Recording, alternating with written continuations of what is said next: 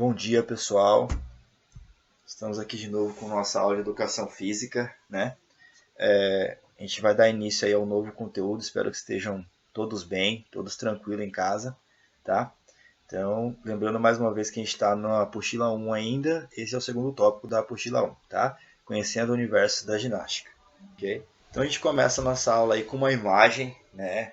Uma imagem antiga que representa a ginástica antigamente, vamos dizer assim, a educação física antigamente.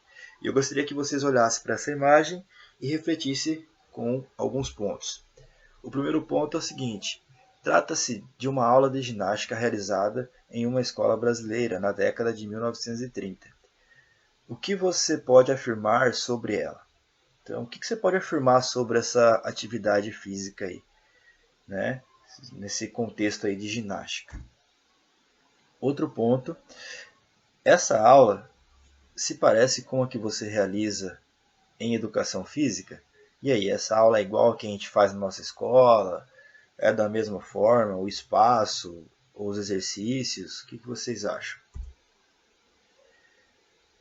Quem está participando da aula apresentado na imagem? Então, vocês estão vendo aí que é um grupo só de mulheres, né? Então, não é um grupo multigênero, na verdade, é apenas dividido por gênero. Então, é o que acontecia antigamente. As mulheres faziam um tipo de exercício e os homens faziam outro. Então, não se misturavam igual é hoje. Como você descreveria os movimentos e a vestimenta das alunas nessa foto? Vocês acham que a vestimenta é uma vestimenta adequada para estar fazendo atividade física? Se fosse nos dias de hoje, por exemplo, esses movimentos são considerados movimentos de fortalecimento do corpo? São apropriados ou não? Então, pessoal, essa foto aí ela remete a uma coisa chamada ginástica calistênica, que foi uma ginástica que surgiu aí, né, com o início da educação física, vamos dizer assim, que foi o primeiro movimento, o primeiro sinal de educação física que já surgiu registrado. Ela surgiu primeiro com um movimento chamado higienista, onde era um movimento que surgiu com a industrialização, né? Que a intenção era o seguinte: fortalecer o corpo do ser humano para que ele pudesse trabalhar mais por mais tempo. Então eles praticavam isso nas empresas, faziam os funcionários se exercitarem para que eles ficassem mais fortes e menos doentes. Dessa forma, ele conseguiria trabalhar por mais tempo, gerando mais lucro para a empresa.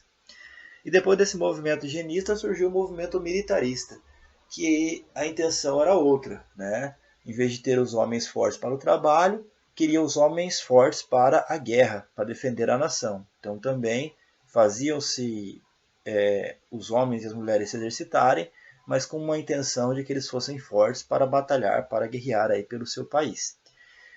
Teve o movimento francês, o movimento sueco e o movimento, né, russo de ginástica. Então foram as três principais escolas de ginástica, foram essas.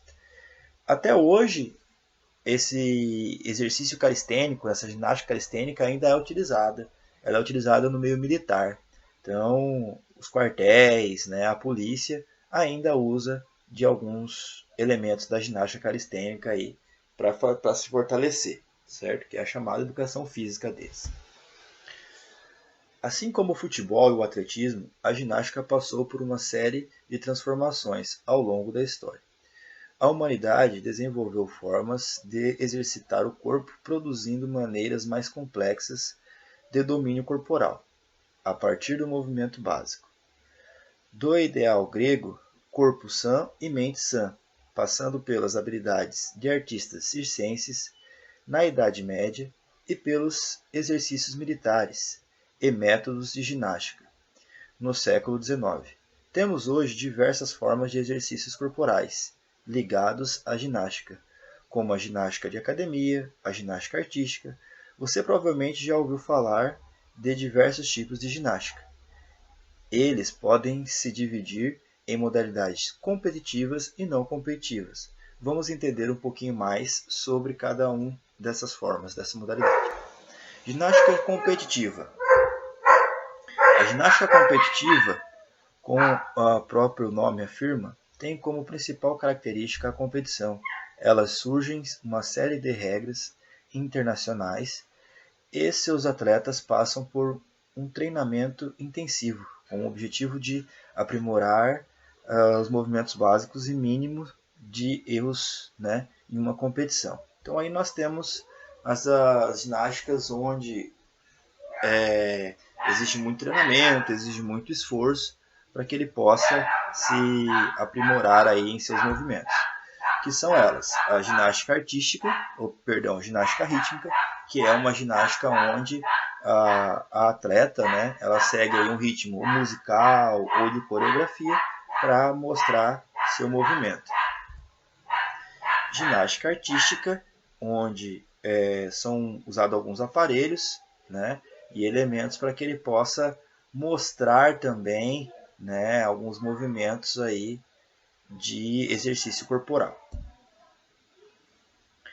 E ginástica acrobática, que envolve a questão de equilíbrio, força, né? São elementos aí onde o atleta ele tem que se equilibrar de uma forma diferente, né? Proporcionando aí movimentos variados. Então o que acontece? Essas três formas de ginástica são consideradas ginástica de competição. Elas são avaliadas, existem umas regras específicas para cada uma delas e elementos específicos para cada uma delas. Aí nós temos as ginásticas de não competitivas, que são as ginásticas que não envolvem competição. Mas existem outros tipos de ginástica, chamados não competitivas, que apresentam diferentes particularidades, como exemplos das ginásticas não competitivas podem ser citadas entre outras: a ginástica circense, a ginástica de academia, a ginástica laboral e a ginástica para todos.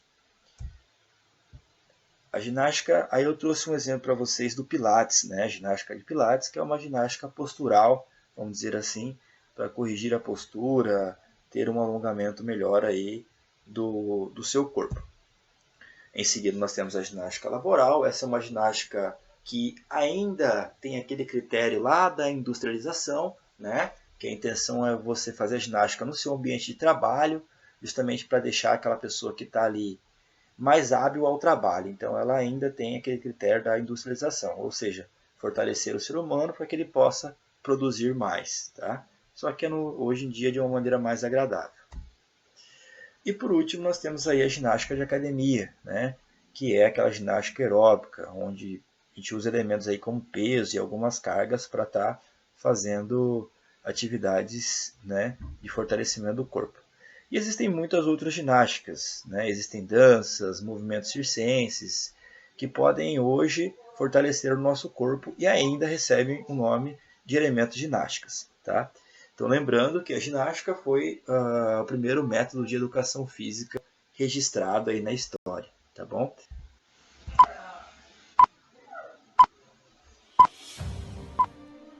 No amanhecer da humanidade, é despertado junto a ela uma forte necessidade de sobrevivência. Na era pré-histórica, os homens eram nômades e coletores. Para sobreviver, desenvolveram valências físicas. Precisavam ser fortes, velozes e resistentes para fugir, caçar, se defender e tudo mais para garantir a sobrevivência da espécie. A inteligência humana e estrutura física lhe permitiram que pudesse criar ferramentas. Com o passar dos tempos, o homem dominou técnicas rudimentares de agricultura e domesticação de animais, dando início ao processo de fixação em determinados locais. As habilidades se aprimoraram e a concepção esportiva também, passando a ser induzida por valores hierárquicos, éticos e sociais. Os chineses foram os primeiros a racionalizar os movimentos corporais humanos, atrelando-os à medicina oriental. Criaram o Kung Fu, antigo sistema de ginástica terapêutica, do qual há um forte aspecto de religação com a essência da alma para curar enfermidades. Na Índia, a espiritualidade também esteve atrelada ao desenvolvimento físico. A yoga, criação indiana, integra os aspectos físico, intelectual e emocional do ser. Além do yoga, foi na Índia que nasceu a base do que hoje conhecemos como jiu-jitsu. O Egito foi a nação que na antiguidade conquistou um alto grau de aperfeiçoamento esportivo. Suas práticas eram bastante diversificadas e os treinamentos rigorosos, visando as batalhas e as guerras constantes que enfrentava. Já na Grécia, o exercício físico era instrumento de formação moral e espiritual por conta do culto aos seus deuses. Foi lá que nasceu os Jogos Olímpicos, criados para homenagear Zeus, a maior divindade do Olimpo. Na primeira edição dos Jogos, por volta de 776 a.C., houve somente a prova da corrida de 192,27 metros, disputada e vencida por Coroebus de Elis, o cozinheiro reconhecido como o primeiro campeão olímpico. Depois da 13ª edição, outras modalidades foram inseridas. Para participar, era necessário ser homem e cidadão livre. As mulheres não podiam nem participar nem assistir, com risco de punição com a morte, caso fosse casada. Como nos tempos atuais, os Jogos Olímpicos eram realizados de 4 em 4 anos, mas com o domínio do Império Romano sobre a Grécia a partir do ano 144 a.C., começou o declínio das Olimpíadas na Era Antiga. A Igreja viu os Jogos como um culto a divindades pagãs, até serem proibidos de vez por questões religiosas. Com a queda do Império Romano, houve também o fim dos esportes de espetáculo. Já a Igreja continuou forte e foi a principal propagadora da ideia de que o culto ao físico negligencia o culto ao espírito, assim contaminando a alma. Mesmo assim, existiram manifestações de educação física, porém elas não eram difundidas, somente toleradas.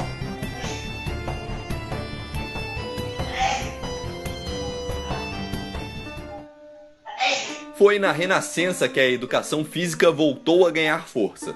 Nomes como o do humanista Vitorino da Feltre, que tinha em sua concepção pedagógica o ensino do exercício do corpo em comunhão com o exercício do espírito. Petrus Paulus Vergérius, que adotou o modelo espartano de educação que inseriu os alunos em fortes programas de atividades físicas. E do iluminista Jean-Jacques Rousseau, tido como o pai da educação física escolar, por idealizar a inserção da educação física na educação infantil. Todos eles ajudaram a resgatar valores perdidos desde a antiguidade.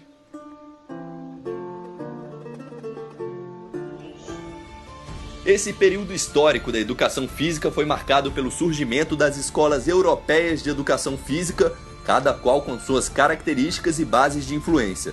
As principais foram a escola alemã, que foi o berço da ginástica olímpica atual, a escola nórdica, que promoveu o desenvolvimento harmônico e racional, a progressão pedagógica da ginástica e a alegria nas aulas, a escola francesa, que preconizou o método natural e difundiu globalmente a ginástica calistênica, ou calistenia, destinada à população mais necessitada, que foi amplamente praticada no Brasil até a década de 70.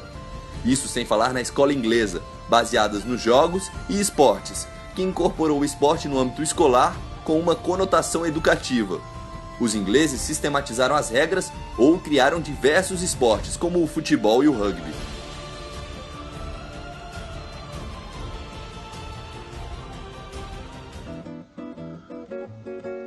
No Brasil, a educação física passa a ganhar mais importância na chamada fase higienista, entre 1900 e 1930. Logo em seguida, na fase militarista, de 1930 a 1945, a educação física é usada como meio para aprimoramento da raça e fortalecimento do Estado. Promovia a disciplina moral e o adestramento físico. O objetivo dos militares era formar homens fortes, disciplinados, com boa aparência física e resistente a doenças. A partir de 1945, a educação física brasileira entra na fase de pedagogização. Foi nessa época que foi habilitado o profissional de educação física. As atividades esportivas ganham importância no currículo escolar e o desenvolvimento de habilidade passa a ser o principal foco da disciplina. A fase atual começa a partir da década de 70, com o estreitamento do esporte e o nacionalismo, e é impulsionado pela obrigatoriedade da educação física nos ensinos fundamental e médio a partir de 1971.